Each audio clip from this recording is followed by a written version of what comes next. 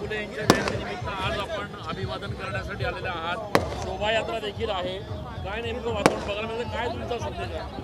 नाही, आज सकाळी महात्मा फुल्यांच्या वाड्यावर महात्मा फुले सावित्रीबाई फुले यांना आम्ही आदरांजली अर्पण केली। माझ्याबरोबर नामदार चंद्रकांत दादा पाटील होते आणि इतर अनेक जे आहे प्रमुख मंडळी, राजकीय मंडळी, सामाजिक मंडळी यांनी सुद्धा जे आहे महात्मा फुले सावित्रीबाई फुले आणि त्यांच्या वाड्यावर येऊन त्यांना आदरांजली अर्पण केली। आणि नंतर तिथून जे आहे पुण्याहून मी इथे आलो। नाशिकमध्ये आपण पाहिलं की जे महात्मा फुले सावित्रीबाई फुल्यांचे भव्य अर्धपुतळे आहेत त्यांना आपण आदरांजली अर्पण करून आता ही मिरवणूक जी आहे निघालेली आहे। साहेब, आज महात्मा फुलेंची जयंती आहे। थोरले प्रतापसिंह महाराज यांनी पहिली मुलींची शाळा सुरू केली, फुलेंनी त्याचं अनुकरण केलं असं उदयनराजे म्हणतात। असं आहे की मी जे काय वाचलं आहे हे महात्मा ज्योतिराव फुले हे टॉमस पेन आणि इतर जे आहे फिलॉसॉफर जगातले त्यांची पुस्तकं वाचून त्यातून त्यांनी ती प्रेरणा घेतलेली आहे। हा एक मुद्दा। दूसरा मुद्दा जो है आपका उदयनराजे बोले आता वो राजा है, हम प्रजा है, हम उनके खिलाफ कैसे बात करेंगे भाई।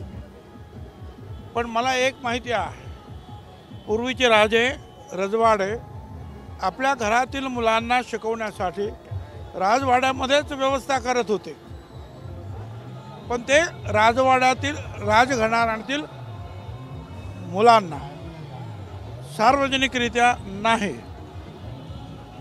सार्वजनिकरित्या ती शाळा जी आहे 1851 साली जी आहे नंतर ब्रिटिशांकडे सुपूर्द करण्यात आली आणि 1 जानेवारी त्याच्या अगोदर 1 जानेवारी 1948ला महात्मा फुले सावित्रीबाई फुल्यांची पहिली मुलींची शाळा निर्माण झाली।